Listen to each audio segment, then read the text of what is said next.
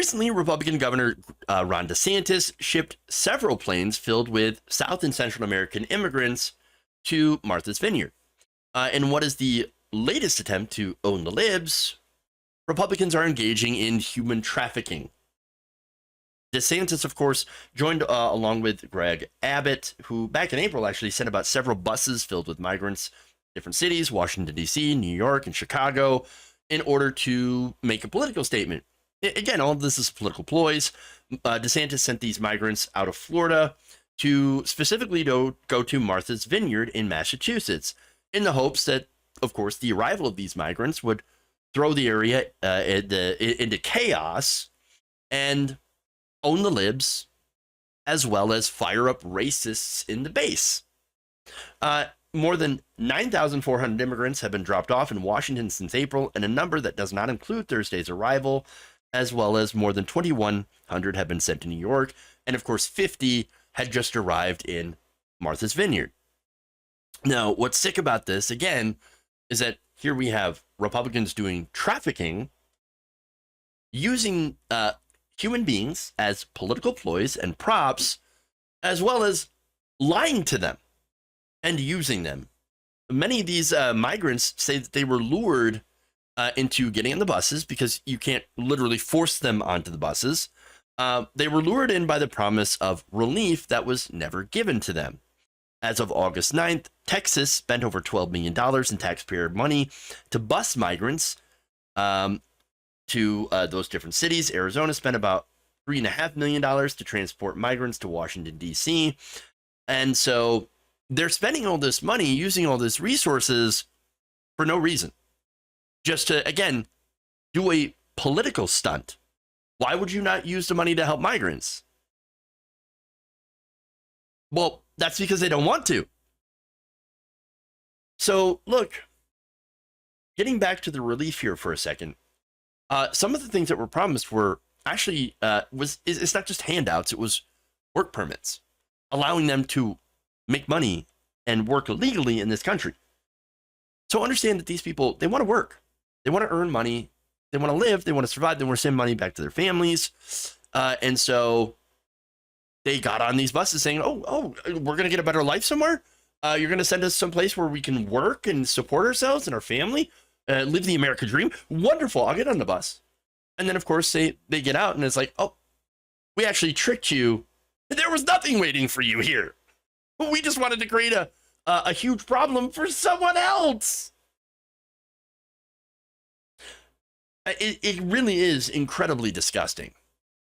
Now, look, a lot of these, again, migrants that came from Venezuela. So wait, Republicans, I thought you hated Venezuela, right? In Venezuela. I thought, you know, you're always talking about how Venezuelans they're so poor. We care so much about these poor Venezuelans. They're eating dogs and they're eating rats. We need to help them. Now, of course, by help them, bomb their country and take their oil. Understand that that's really what the Republican plan for Venezuela is.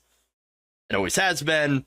But no, Venezuelans, they need some freedom. We need to bring them freedom and democracy and liberty and prosperity, you know, through our exploitive capitalism. Well, here's the thing. These people came from Venezuela. They came here in search of freedom.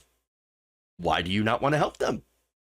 Very strange, Republicans. Why are you not looking to help them, Greg Abbott? Why are you not helping them, Ron DeSantis? Now, to be fair, in Massachusetts, that has a Republican governor, Charlie Baker. He actually is helping them. But I'll get to that in a few minutes, right? But no, the reason that DeSantis and Abbott don't want to help them is because they're brown. They're brown people. We don't like it. We don't like them. Now, that said, I understand that there's a crisis at the border. Sure. But here's the thing. Republicans don't actually want to solve the crisis. The only thing that they want to do is, again, build giant stupid walls and hire more border agents, hire more ICE officials. In reality, if you want to fix the problem here, first, I mean, obviously, the quick fix is to increase the number of border judges, okay, so that they can hear these cases, they can hear the asylum cases, or they can send people back, by the way, that, you know, are not people who are requesting asylum, or people that might have a criminal past and things like that, just following our own laws. But they could process these people far quicker and get the people who, should be here into the country faster and reduce that line. But they're not doing that. Republicans do not want to update our incredibly outdated, slow, and dysfunctional immigration system because they like that it's dysfunctional. They like that it's broken. They don't want people in here. They want brown people out of the country, and specifically out of their backyard, and to send them somewhere else. Now, that said, Martha's Vineyard, I'm actually really heartened by this. They did welcome these people with open arms, despite how they were sent with absolutely no warning. In fact, Dylan Fernandez, a state representative currently serving in the Massachusetts House, representing several districts, including Martha's Vineyard, said this: "These immigrants were not met with chaos, they were met with compassion. We are a community and nation that is stronger because of immigrants. The community coming together with water, food, interpretation help, and resources to support these families represent the best of America." And I want to also show you this video. This is a local official speaking with CNN about the crisis. How tough was it to absorb 50 migrants without any sort of sense of where they were coming from, what they needed? It was very last minute, and it was very tough initially. They came very quickly, 50 individuals. We were notified within 2 or 3 hours we had this set up. The outpour by the community, the graciousness with regard to food, clothes. Within the first 12 hours, it became so enormous we had to tell them, just cease, stop. We have too many supplies, too many gifts, too many donations. There's been tens of thousands of dollars donated. The outpour was tremendous, and it showed a lot from the island community. What does it say about Martha's Vineyard and the towns here?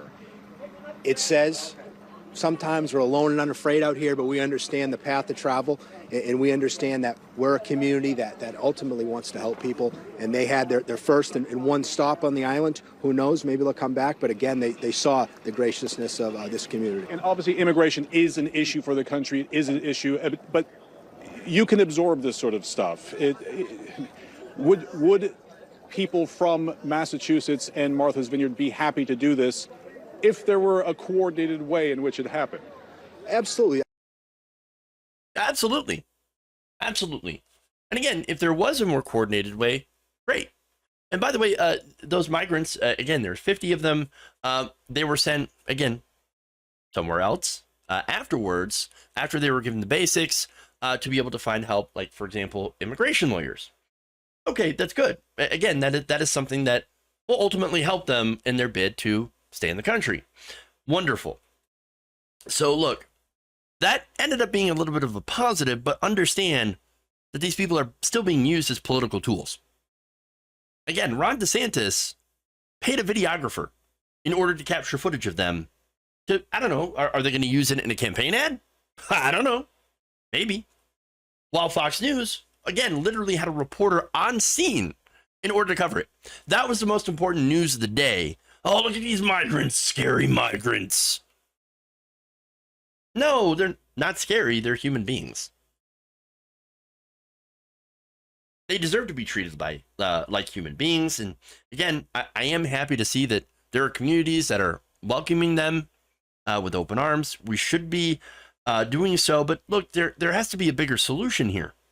And that's getting Congress to fix our immigration system, so that, you do have border states that don't get overwhelmed, because I can understand how communities can be, for sure. And then, unfortunately, as a result of that, some of these communities vote for reactionary anti-immigrant politicians, as well as, people in Congress who then will refuse to actually fix the problem because they like the problem. No, what we want is that people coming in to have real chance at making a good life for themselves and their families. That's what we want. We want them to add to the country. Immigration, again, is not only good for the economy, but also good for the culture. It enriches our country in so many different ways, and we should be far more welcoming of it. But first, we have to fix our points of entry to make them again, more efficient to allow the people in that we want in. And again, when it comes to Republicans, they're never going to do so. Because remember, the people that they want in are only white people and no one else.